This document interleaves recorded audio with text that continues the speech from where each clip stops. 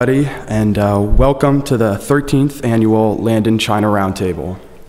My name is Alec Mursky, and I'm a senior at the Landon School.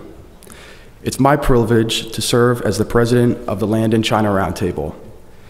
Today's program is designed to highlight the increasing importance of the U.S.-China relationship, and particularly China's remarkable economic growth. Having emerged from a rather closed economy just a generation ago, China has now become the world's largest trading nation and is second only to the US in terms of its economic activity. Given China's new role as a global economic power, it is more important than ever for students worldwide to learn about the Middle Kingdom and its language and culture. We're especially fortunate today to have two excellent speakers who can address China's economic miracle and its efforts to promote cultural awareness. I'm also pleased to introduce the Roundtable's academic advisor, Ms. Yang. As the head of Landon's Chinese Department, she has established Landon's Chinese Language and Culture program, as well as the Chinese Scholastic Exchange program. I've had the pleasure of being a student of Ms. Yang's for much of my Landon career. At this point, I'd like to invite Ms. Yang to offer some opening remarks.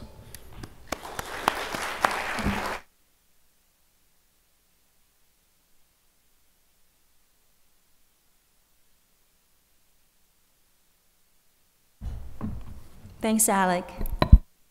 On behalf of the Landon School, I want to thank you all for coming to our 2014 China Roundtable of Washington. The Roundtable was founded in 2001 and is a student-led educational organization. Now I think we need a really big roundtable to fit this many people. The Roundtable is attended by a multi-generational audience of students, parents, teachers, and many others with a keen interest in China. I want to thank Mr. David Armstrong, the headmaster of Landon School, Mr. Earl Jackson, chair of Performing Arts Department, and also chairman of Beijing International Wing Festival for their steady support of the program. Especially thanks go to my student, Alec, for his excellent leadership in this year's China Roundtable. Without further ado, and here's Alec to introduce our speakers.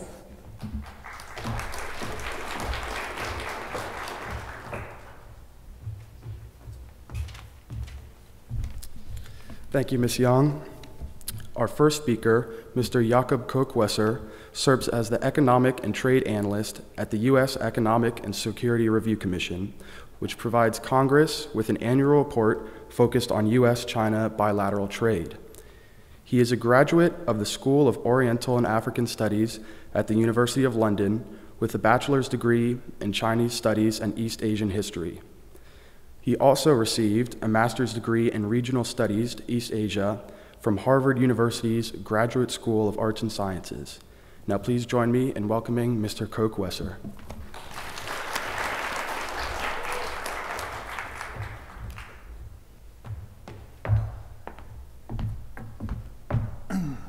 I had a PowerPoint. There we are.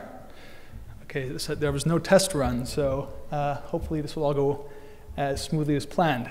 Thank you so much for having me today. It's a privilege to be here and to tell you a little bit about China. I only have a very short period of time to discuss a fairly complex and multifaceted issue, so bear with me, and I'll try to rush you through about a dozen or about 20 slides.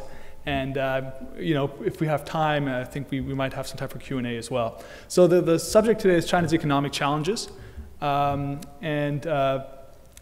overview of what I'm going to talk about. I'll just give you one slide sort of introducing the USCC, the commission I work at. Then talk about China's rise, which I believe is the theme of your program today. How did China get there? How did it achieve this rise? And can it sustain that growth? What are some of the challenges to its economy going forward? And again, this is a very brief presentation, so I'll have to sort of keep it simple. Briefly on the Commission, this is a lot of text, but I'll try to simplify. We were established about a decade ago under the Defense Authorization Act by the U.S. Congress right around the time when China joined the World Trade Organization, which was a really important event in U.S.-China relations. And we're a congressional commission. We are funded by Congress. Our commissioners are appointed by Congress, and we're also accountable to them in the sense that all our work is sort of directed towards what we call our customers on the Hill, which are mainly the staff of the legislators. We have a very broad mandate, but simply put, we look at both economic and security issues, meaning both sort of trade and economics and also military issues. We have sort of two different teams within the Congress within our commission, that look at those separate issues. We are bipartisan, which is very important. We have 6 Republicans and 6 Democrats. And as you can imagine, they pursue different political agendas in what they kind of want to see us do our work on. And they all have to sign off on our annual report, which means that there can be a lot of debate about certain hot button issues between the two parties within the commission. Briefly, our main activities, we hold hearings each year, which you can find on our website, the transcript. So we invite experts from academia, the government, companies to testify on important issues. And then we kind of put that all into an annual report, which we issue each November. And in addition to that, we do staff reports which you can find on our website.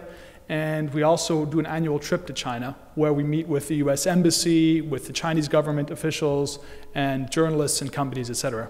So we have a pretty big, pretty active program each year. Now, going to sort of the topic of today, China's rise.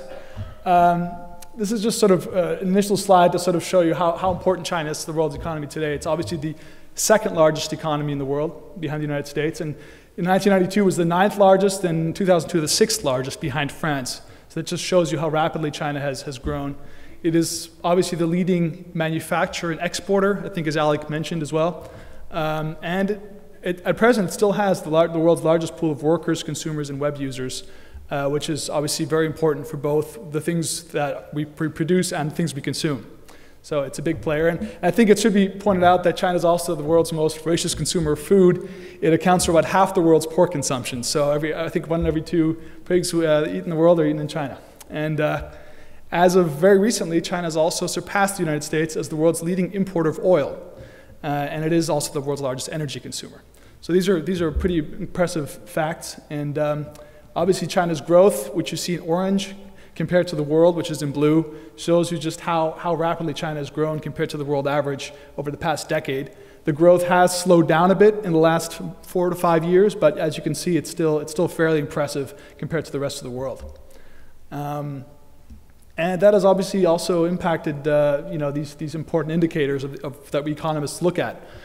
China's share of world GDP in nominal terms. China surpassed Japan a few years ago as the world's 2nd largest economy. Its share of world exports has gone up from about just 1% or so in 1980 to about 14% today, which is a pretty impressive jump.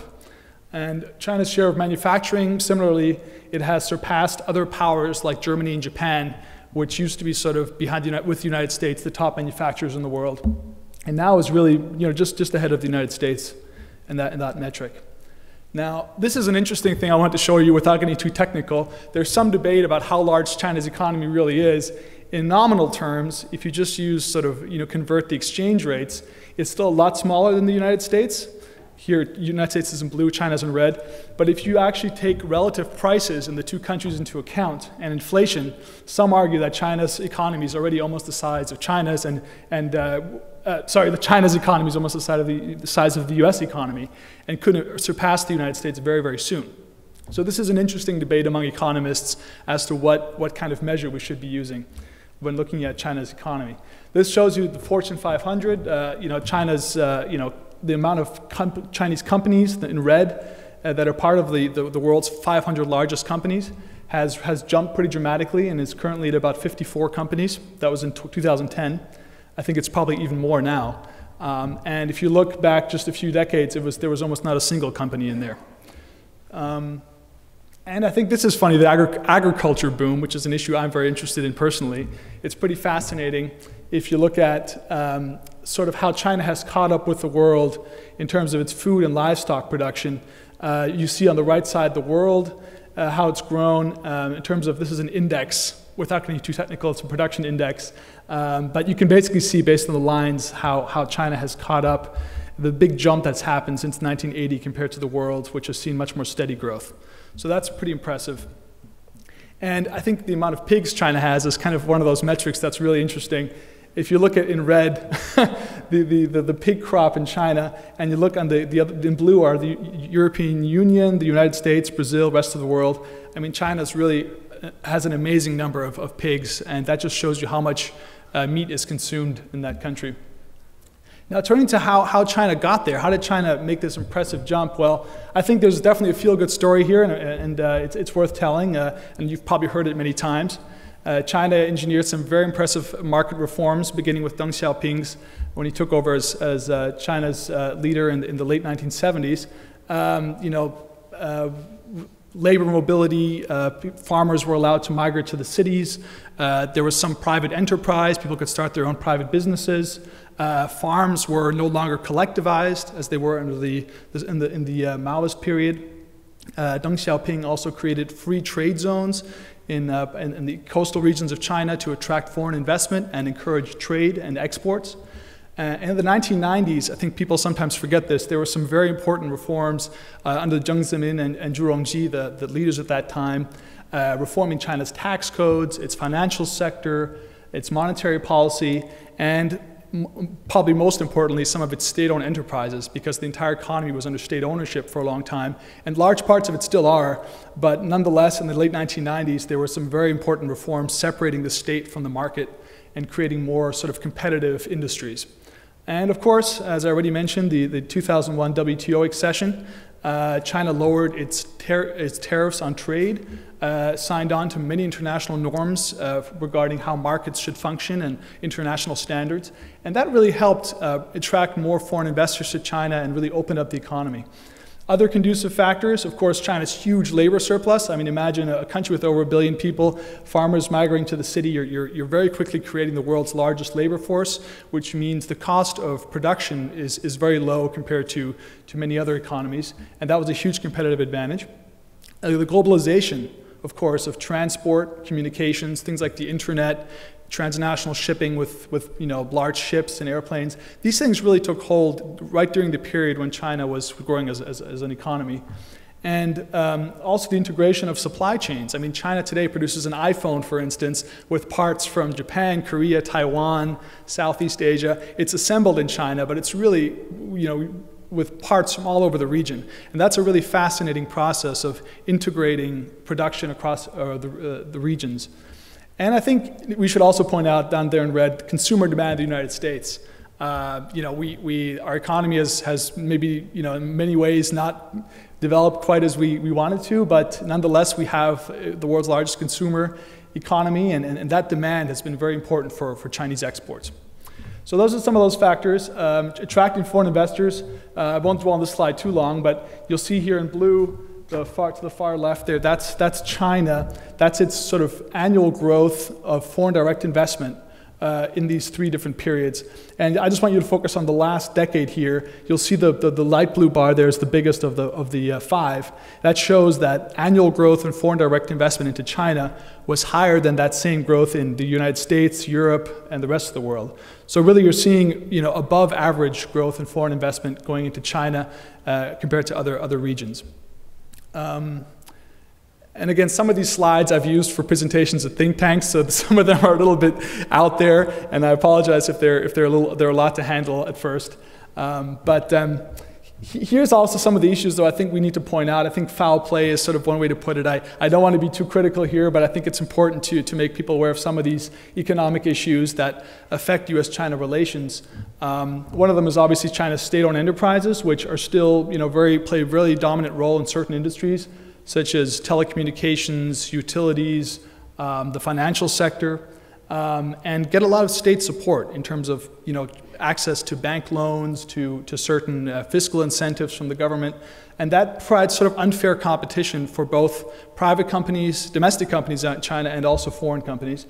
Obviously, environmental degradation, which is first and foremost is something that harms public health in China. Coal-fired power plants are the main source of power generation in China, very polluting, leading to climate change across the world. Water, air, and soil pollution. And of course, sort of, to some extent, the wasteful use of oil, metals, and other resources, though of course the United States is also guilty of that. But let's just say that played an important role in China's rapid growth and manufacturing growth. Weak labor standards. I think compared to the United States, the rights of workers in China in terms of being allowed to bargain and set their wages and to go on strikes is not quite as developed as it is in the United States. That's a concern.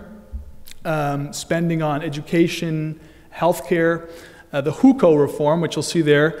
I don't know how many of you have heard about that. That's basically how you are eligible for local healthcare and education, other welfare provision. If you're a migrant worker coming from the countryside to the city, if you do not have a hukou registration locally, then you're not eligible to send your children to the local school or to receive local healthcare services. You need to get those in your village where you're registered. Oh, sorry, I just jumped ahead there.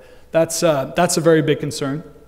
And then this is kind of not really economics, so I don't want to delve into it too much, but there are some people who are critical of China's political system in terms of the independence of its courts, free speech, elections, etc. And then with the world, I think some of the concerns are China joined the World Trade Organization and in many ways has been a very constructive and very important member, but there are issues where the US government has addressed concerns about China not keeping its commitments. An example being non-tariff barriers to US exports, government procurement of products. Another issue you might have heard about is currency undervaluation. There's a lot of debate among economists what China's exchange rate with the dollar should be if it was in a free market.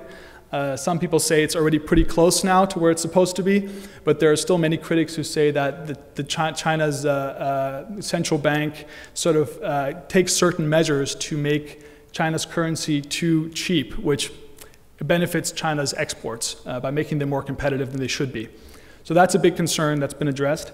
And I think looking at these down here, I think intellectual property rights is another big one. You know, a lot of US companies have brands and valuable property, intellectual property that they invest a lot of money into research and development. And they want to be able to sell those products or produce those products even in China, but without sort of, strong enforcement of intellectual property in particular, it's difficult to do that. And I think that's a concern also that some Chinese companies, for instance, in the automotive sector, have benefited by using the intellectual property of European and US companies to develop their own products. This is sort of the debate I think that we have in the Commission a lot about what's in it for the US.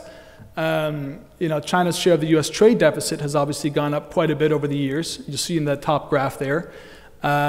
And if you look at US exports, where do US exports go in the world? In red is China. And that just shows you it's only about 7% of our exports go to China, even though China accounts for about 14% of the world's economy. So really we should be sending more of our products there, given how big China's economy is, but we're not. So if you look at those two metrics, it's not such a good story. And some pessimists say we're losing some jobs, and that there's some negative consequences of that in the United States. But there are also optimists who say that by importing things from China, we've made our consumer goods cheaper, and that's helped our consumers buy more. Especially at a time when a lot of households in the United States aren't experiencing the income growth they used to. It's helped sort of sustain a good quality of life. And I think also there's been many opportunities for US companies to go to China and produce products there at a lower cost. So it's not only a negative story, but I think it's definitely a story that in the US Congress is debated a lot, our trade deficit with China. So can China continue to grow like it has been? If you look at China's GDP per capita, for instance, yes, China is still so the amount that each person earns in China is still a lot less than in regions like Europe and the United States and Latin America. So you think that at an individual level, China can still become a lot wealthier, so there's a lot of space to grow. So that's one way to be very optimistic about it. Another is that China's urbanization rate, in other words, the amount of people that actually live in cities, is still fairly low. If you look at that graph there, it's higher than in India, but it's about on par with the world. That includes places like Africa. but it's much lower than, let's say, Japan. If you see on the far left that Japan's urbanization rate is almost 90%, and China's at 53%. So with urbanization comes more consumption. People, households in the cities consume more than households in villages in the countryside. So if you look at it that way, there's still tremendous opportunities for China to grow larger cities and have more people move to the cities. Now, on the other hand, there are certain imbalances. You might have heard about the issue of China rebalancing its economy. Well, what are some of the things it should be rebalancing? One of the things, if you look at just the composition of GDP, again, this is one of those charts I show at think tanks, so maybe it's a little bit out there. But basically, this is just how China's economic output is broken down. And if you look at the orange line, that's investment. And investment has the highest share of economic output. In the United States, that share is much lower. And consumption is the biggest contributor to our economic activity. So many people argue that China needs to consume more and invest less, and that if you invest at such high rates, it really becomes a bit wasteful, and you end up not getting as much bang for your buck as you used to, and that the key now is for Chinese households to be able to spend more money. So that's a big concern. Another one is China's foreign exchange reserves. So that's the amount of sort of foreign exchange that is in each country's central bank. China, if you look in blue, just in 2002, had less foreign exchange than Japan and a lot of other countries, but now it's by far the highest. And this is a concern because I don't want to get too much into the details, but basically China uses a lot of these dollars to buy our US treasuries, and it creates a very complicated relationship between the two countries where we have a lot of debt and China has too many foreign exchange reserves, and it's kind of a time bomb, if you will. It's an issue that needs to be dealt with in the long run.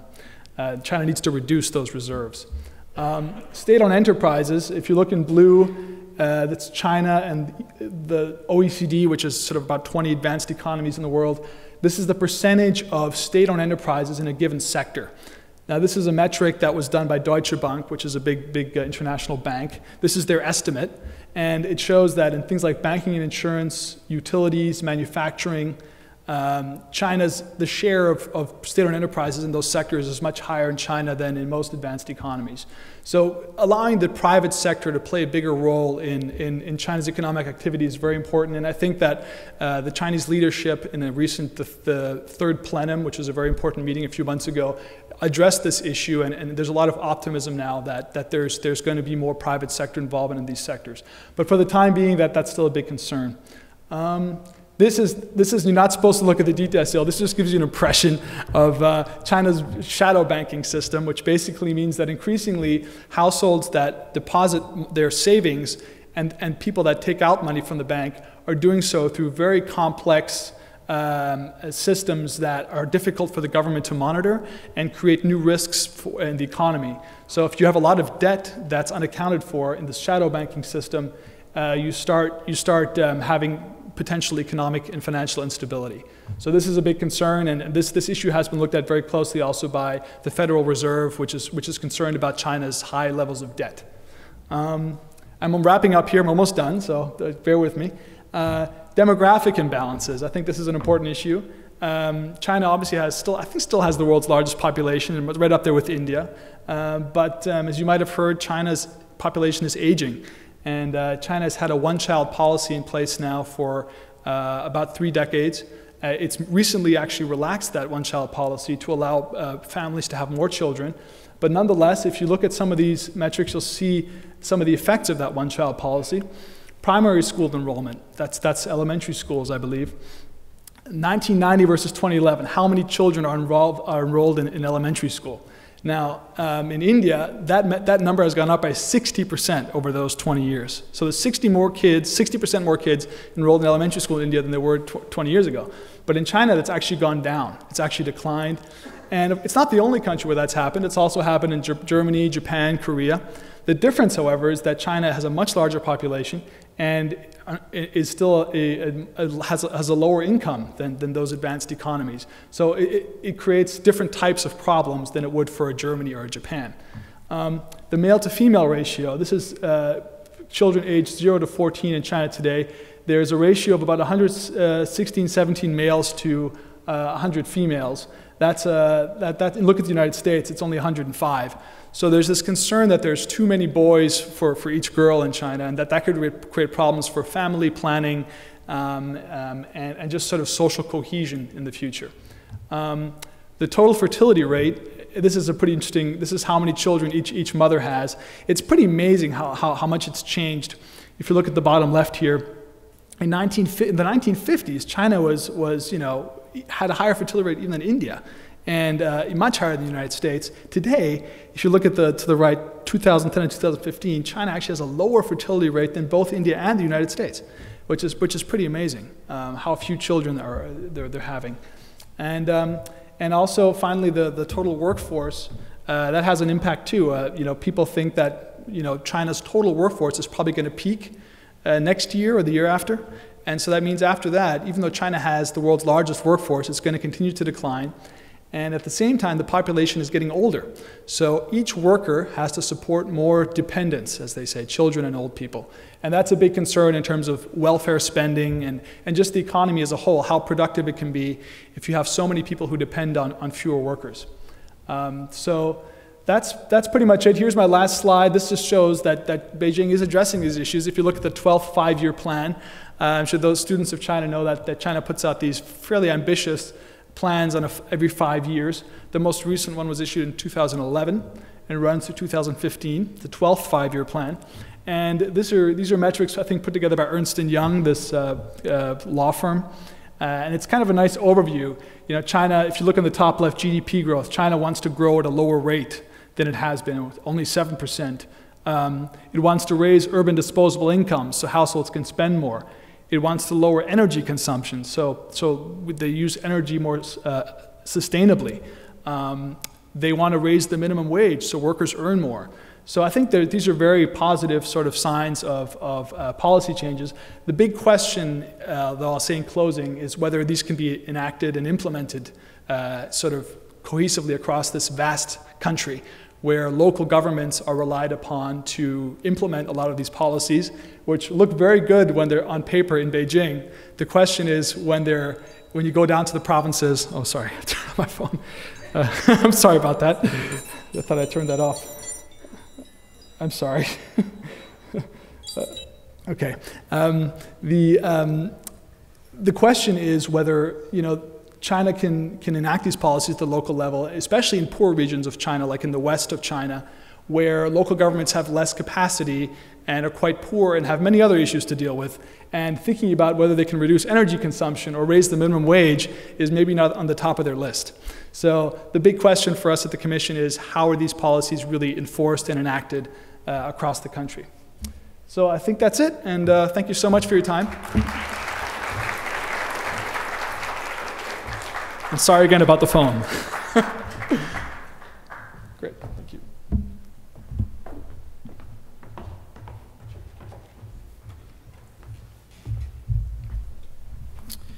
Thank you for that very informative presentation. Our second speaker this afternoon, Mr. Zhenyi Liu, has had a stellar career serving with the PRC's embassy in Washington from 2005 to 2010 as the third and second secretary in the Education Office. More recently, he returned to the embassy in 2012, where he is currently the first secretary of the Education Office. Mr. Liu graduated from Hebei Normal University with a degree in English Linguistics and Literature. He also received his Master's degree of Science from the University of Manchester in the UK. Please join me in welcoming Mr. Liu.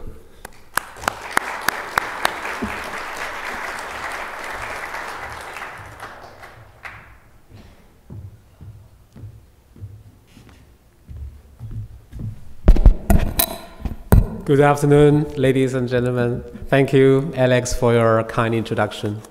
And it's my pleasure to accept the invitation from Ms. Yang, who is my alumni from the same university called Hebei Normal. And I'm very proud that you organized so wonderful program as last year. So far as I know that the Roundtable London in Washington got a very special and high praised recognition from the participants. And I am one of the participants from the Chinese Embassy who want to share what we have learned about our bilateral relationship in each and every aspect. For me, because I work in the education office, so my focus today will be China-US education relations. And I know that some of you in this auditorium are from China. So just before 5 days from the first day of the Chinese Lunar New Year, I want to congratulate your participation in this wonderful program by traveling so far from home and spend a very significant vacation here. And my wishes to the Roundtable is that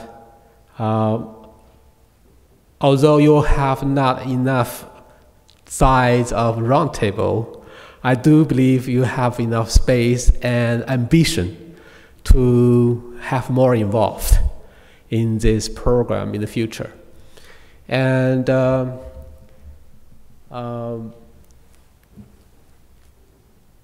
key areas of education cooperation exchanges can be divided from different angles. My selection is from the layers, as you know, a Chinese custom. I will introduce these layers one by one.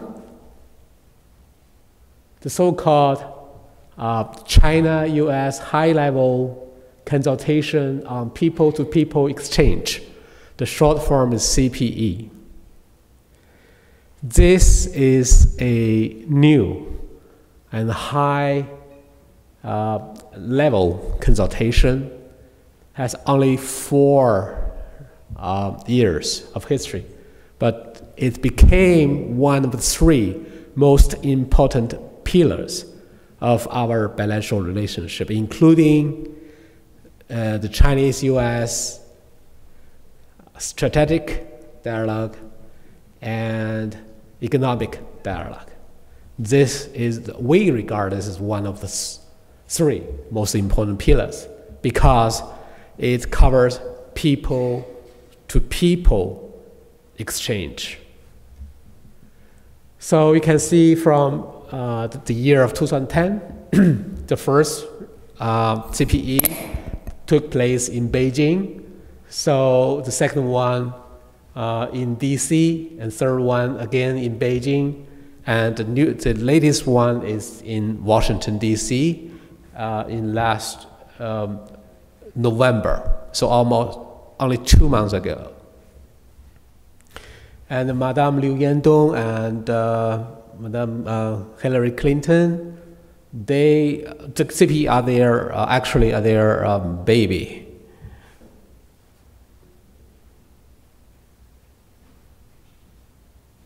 So the CPE covers several fields: education, science and technology, culture, sports, women and youth. And that is the sub-pillars of the pillar. And education is one of the most important area that both sides emphasize the importance.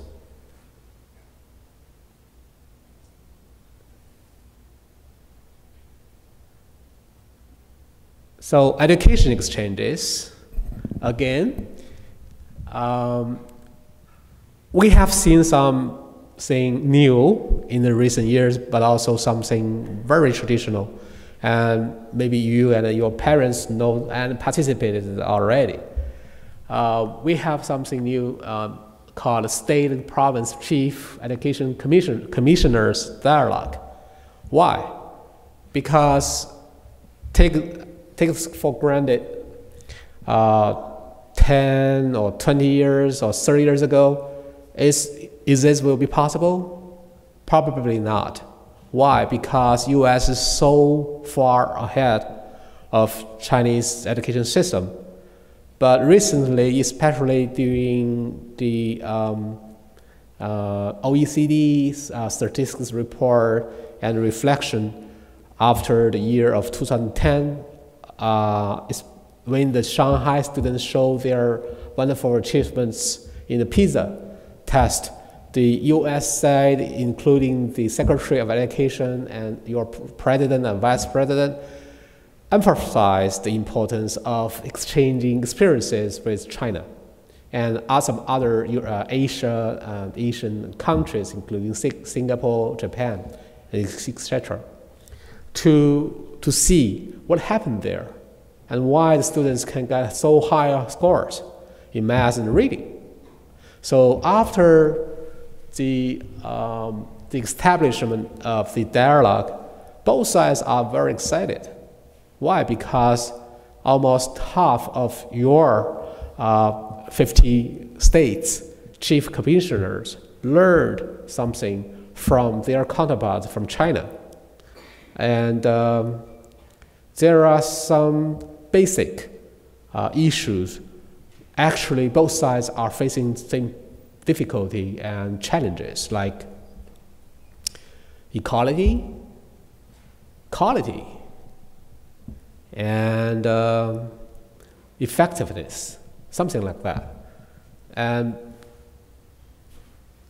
it's not a matter of input or financial investment only, but also some basic principles, like the relationship between the federal and the local government, and the central government and the local provinces, something like that. The good news is that both sides are developing and exploring more opportunities. And I think after the Chinese Lunar New Year, the two sides will begin to discuss the new round of, let's say, the 2014 round of the third dialogue. Fulbright program is very famous and well received, either in China and US, because it is a quality-oriented program, and the government and the education institutions and the candidates all see this program as an honor to be within and to be connected with. And actually, China's side want to learn to establish the same kind of program, or at least a reciprocal program. And we have also Sino-US Education Development Forum, and this is a forum which is very comprehensive one, including vocational and technical education, exchange, and basic education exchange, just as you said, K to 12. And this forum is supported by the government, but the speakers are almost all experts, scholars. So when they meet each other, they feel very free. So it's not very normal to see and hear what they talk about in the public, other than on the forum. It's very free and very frank, and they criticize each other and including self's shortcomings of the curriculum design, the workload for each side's students. For the Chinese experts say, we put so much workload on our Chinese students. And maybe the American scholars say, we put too little workload on our students when they are young. Something like that. And they analyze with data each subject and to compare, like biology, chemistry, physics, even fine arts, and so on. The result is that there is no best practice, but there is something better than what we have now. So each side can move to each other's, just like to learn something from each other and then improve what you can in your own system. It's very interesting. And in the past 2 years, I think the two countries operated community colleges exchange program. Actually, China doesn't have community college. What we have is called higher vocational and technical college, right? And it's a very different system. And China regard that as a lower part of the higher education system. But here in the US, it's as a kind of indispensable or say very important part of your higher education. And gradually, more and more Chinese people recognize that the community college in the US are something different from what we think about. And they encourage some exchange, including students flow from China to the US community college campuses. And the US community college recognize that if they want to face the challenge in the future, including internationalization or adding some diversity on campus, they have to do something abroad. So they open their mind and they open their facilities for receiving more students from China and teachers and scholars. And that's something new. And also we have some new Chinese studies program. We call the 新汉学计划. That is for inviting American young and promising scholars to study Chinese or Chinese studies in China with the scholarship. So maybe Alex, you will be one of them to participate because it's a totally new program. And it will be very interesting experience. Excuse me. So this year is the 35th anniversary of our bilateral relationship establishment. And coincidentally, China adopted its opening up and reformation policy 35 years ago as well. And somebody commented that there is no coherent coincidence, but this is a must, right? Because this is a trend. Somebody cannot close the door and do something by himself, but to cooperate and to be part of the world and to share and to integrate. You can see the agreements, MOUs, and work plan between two governments. As a professional educator and cooperation officer in the Chinese embassy, I would like to comment that the more the two countries cooperate, the detailed the MOU and the work plan will be. So many people commented that you signed so many papers, and I think have been done? Yes. That depends on all around all circles of people's participation and engagement. And you, in this room, is example. Actually, when the government sign something on paper, many have to be done on the ground, right?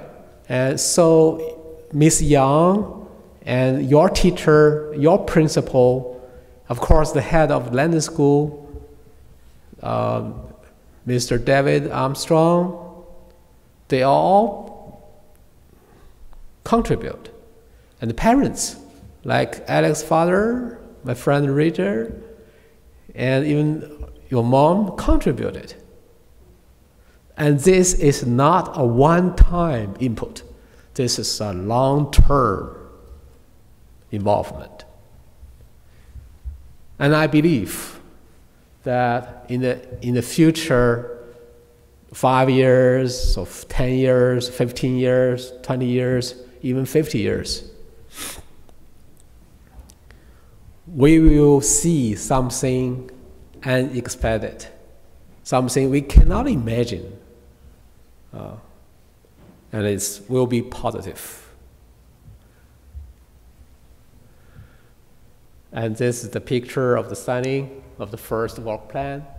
Lasted for 4 years already, and people involved see it's a good success, it's a great success, so it's extended for another 4 years. Bilateral government programs. I mentioned just now the Fulbright, and we have American volunteers operated by the Peace Corps, and they send many volunteers who can teach English in the less developed regions in China. And we have an e-language learning program, and we have Eisenhower Scholars, Sino-US college students summer exchange program. And if you regarded yourself as part of that, you can see I'm part of the China-US winter program, right? But it is a very formal umbrella. And we have some governmental delegations, exchanges very frequently. Presidential scholars reception before visit to China in summer, and this became a very regular program in our office because we want to highlight those who achieved in academic activities in their college, in their high school. They will have a better chance to open their eyes when they can spend 3 weeks or 4 weeks in China before they go to Harvard, U, and Princeton as the presidential scholars. And in the past 10 years, Chinese language got more and more popular in the US, as you can see as students in London School, right? And many Chinese students, Chinese schools and teachers also add some credit to the Chinese promotion here in the US, because you have many schools open Chinese program, but you don't have enough qualified teachers. So there's an organization called Hanban, helped many schools here in the US to open the Chinese program. And many of you may have heard the program called Confucius Institutes and Confucius Classrooms. And currently we have around 100 short forms called CI, Confucius Institutes in the campuses of American universities, colleges. Near the greater Washington area, we have 3. The first one is in Maryland, called Maryland University. And the second one is George Mason. And third one and the newest one is George Washington. And they organize both academic activities and cultural exchange programs to the local community, including the students on campus and also employees in the government organizations. And we have 350 Confucius classrooms all over this country.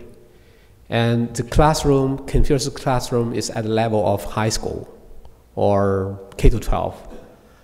So I don't know whether London have the interest or not to be part of that program, but I personally encourage, if you have enough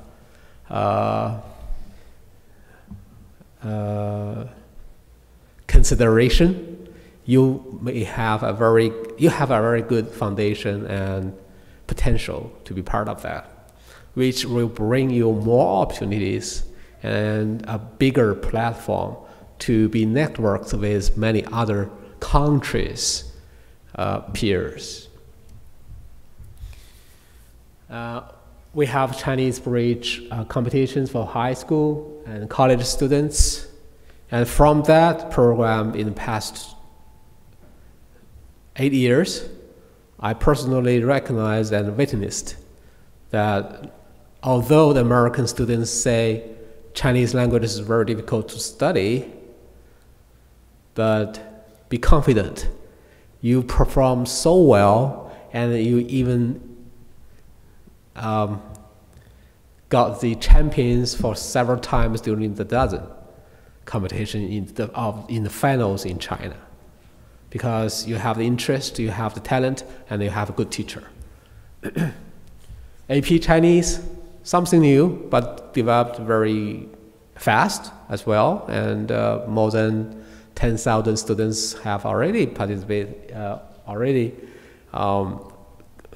got the test done, and many people got a 5, got at least 4. It's not easy, but it's showing that American students are very talented and good at studying, especially Chinese language. We have HSK. HSK means 汉语水平考试.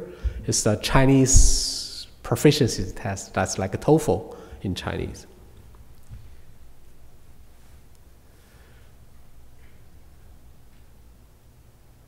So this all Chinese teachers in this area, and they came to our office for the celebration of the holidays.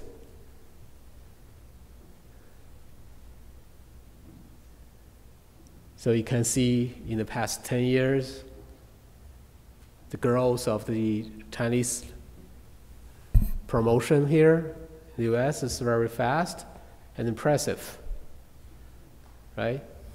In general, there are about 200,000 students are learning Chinese on campus, but how many people in China are learning English? 300 million, right? So just like the same number of your population, whole population.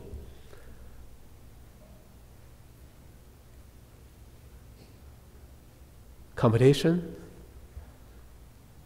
In the middle, the champion from George Washington.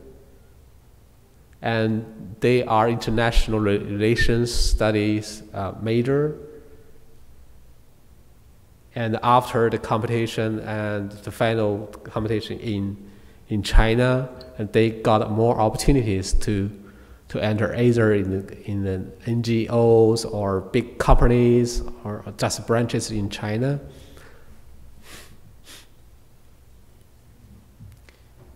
Study in China. It means American students who want to learn something in China, either short or long term.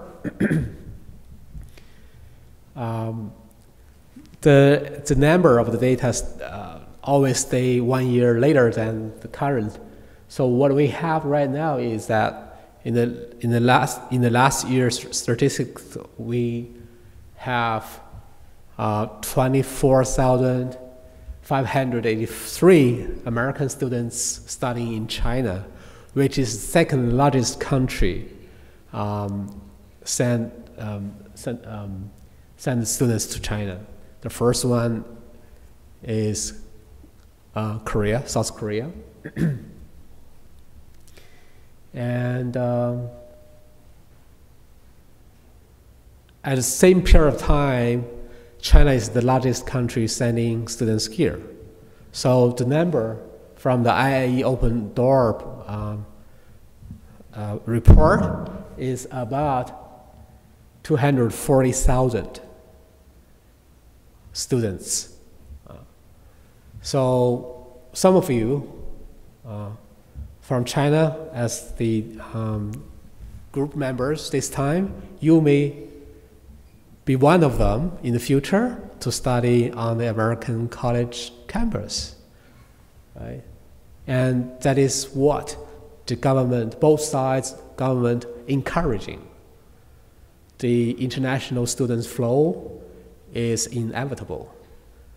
Although we have seen that so many Chinese talents are flowing out, it's kind of a contradiction, right? Because you have spent so much time and energy, and we have so many input on the talents training, and now you are flowing out. But from the long term, it is encouraged because the more the world become internationalized, the personnel, the students in the future professionals have to be international anyway.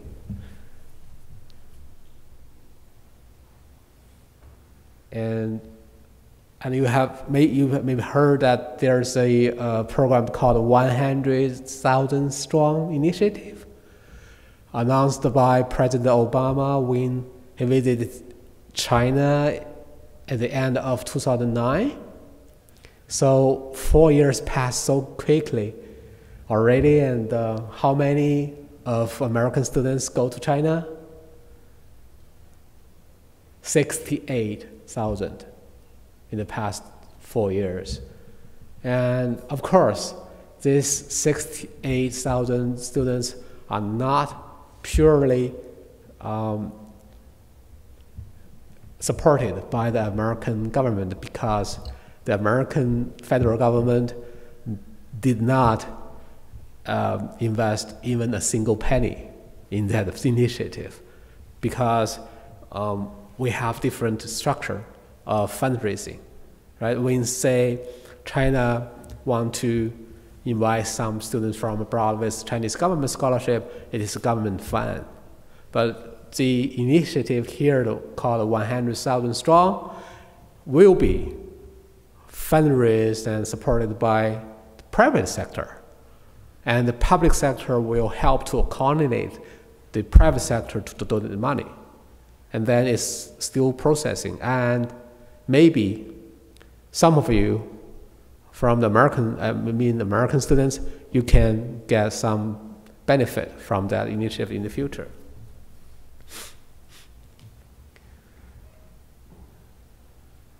I don't want to cover all of this because of the time.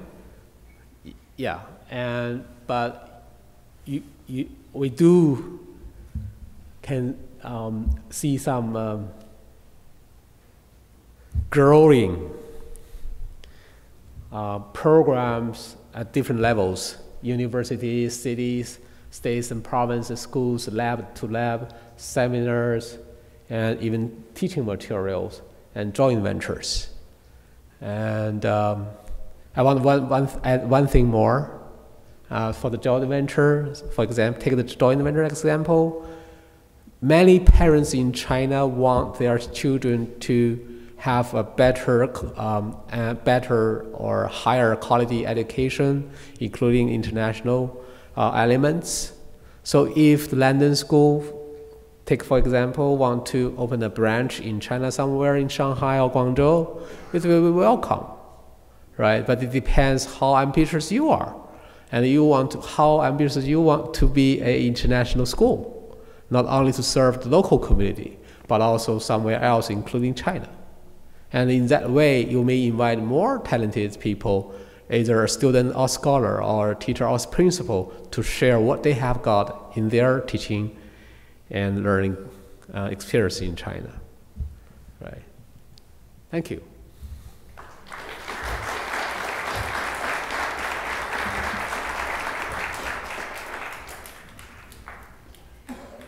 Q&A.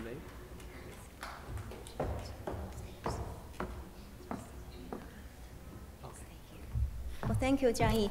On behalf of the Landon School, I want to thank both our speakers for taking time to address at today's program. Thank you. I have personally learned a great deal from your insightful and informative presentations, and we have prepared a token of appreciation and for each of the speakers. So come up. Yes. Thank you very much. Thank you so much. Thank you.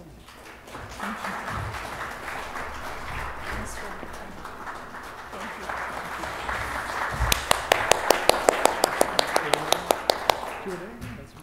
I would also like to take this opportunity to extend our deepest appreciation to the Chinese Embassy for their outstanding support over the years, and we look forward to our continuing and a collaborative relationship with the Embassy in future years. So thank you, Jiang Yi. Thank you.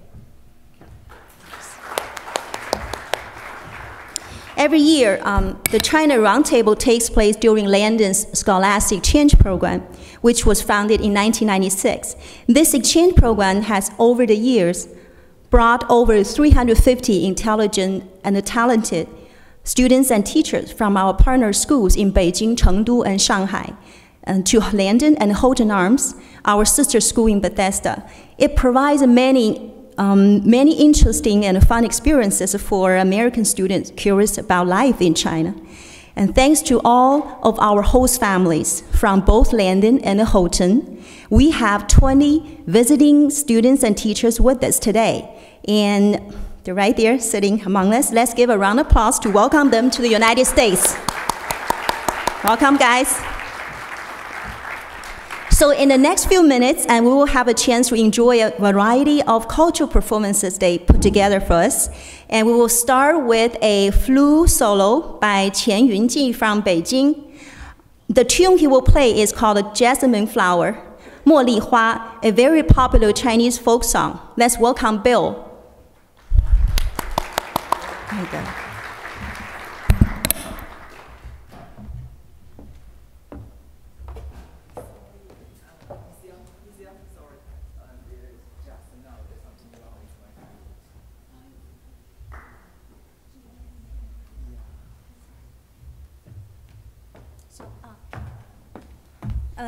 Unfortunately, he told me there's something wrong with his flute. So, but this is really unique. What do you know what this is made of? Jade. It's made of jade.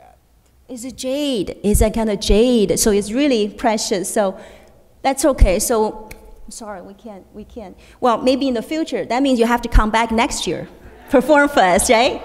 Thank you. Thanks. Okay, let's move on. The next one.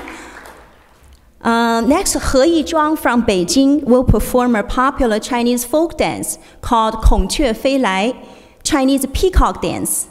The peacock dance is one of the most widespread ancient dances of the Dai ethnic group in Yunnan province on the southwest border of China. In the Dai culture, the peacock is a symbol of good luck, happiness, beauty, and honesty. Well, when you watch it, pay attention to her hand gestures, the peacock hand. Let's welcome our dancer. I think she's getting ready here.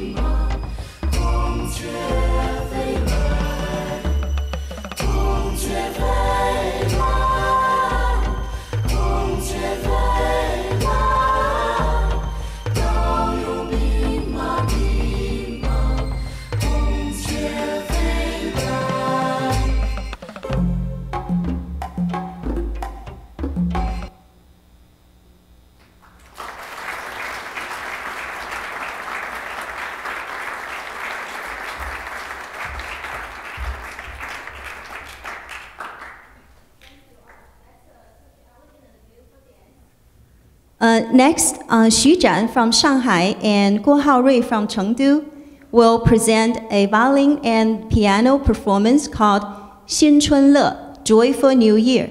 So here they are.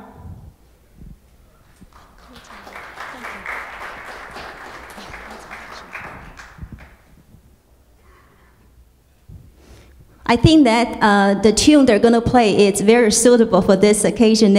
But in 5 days, who knows what special holiday coming up? What is it, Adam? Chinese New Year. We also call it Spring Festival. And this is the year of the... Okay, good. Horse.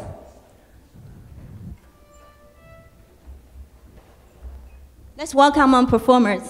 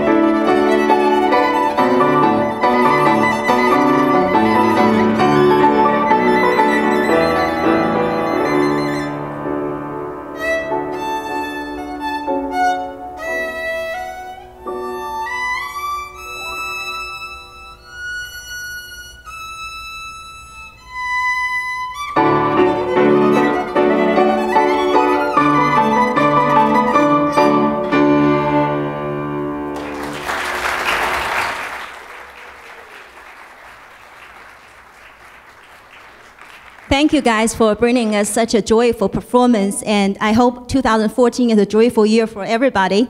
We will close today's program with a piano solo by Guo Haorui from Chengdu, met him before, and he has played the piano since he was a little and has won a number of competitions in China.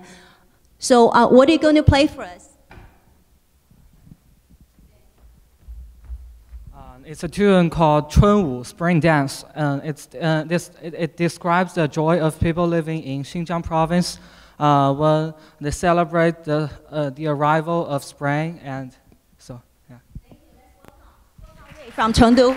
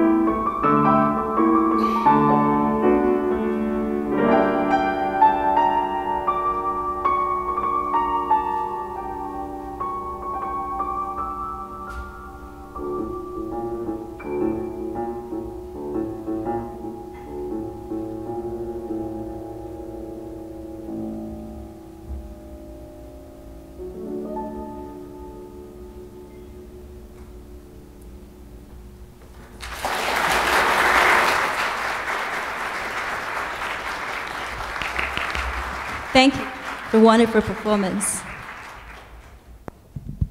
Well, let's hope that spring is around the corner.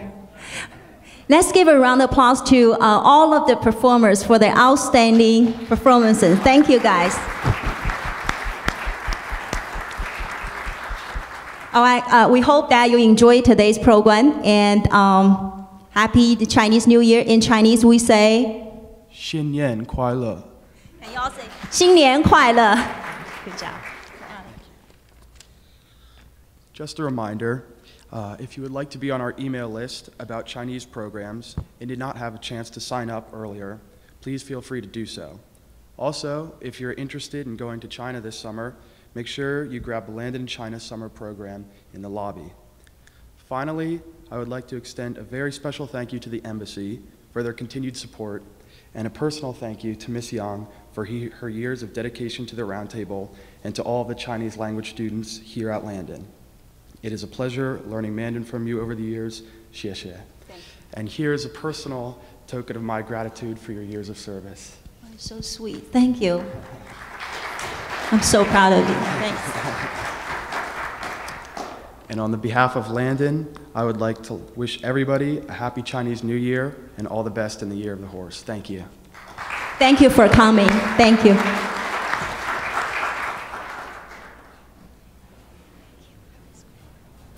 Can I get the